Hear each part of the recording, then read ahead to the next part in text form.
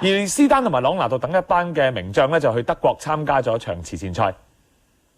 一眾球星應聯合國邀請出席慈善賽，為陷於饑荒嘅非洲人口籌款。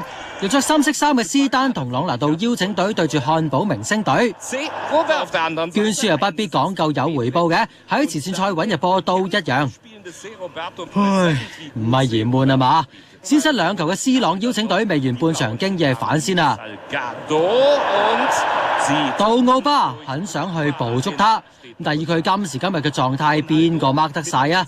自己入波之後再妙傳俾朗拿度攀平，兩代射手嘅一大合作，加上卡迪維拿嘅抽射，令到邀請隊領先3-2。如果命運能夠選擇，冇人會希望活喺貧窮當中，唔使喺十字街口，喺龍門口一樣可以咁瀟灑。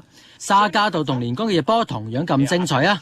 踢呢一類嘅慈善賽遊戲競爭唔會記入腦，費高就證明自己仍然寶刀未老，幾下插花之後射入埋大細龍門添。行前不分疆界，南韓射手孫宏文都想出一分力，但漢堡明星隊仍然輸4-5。無線電視記者姚俊賢報導。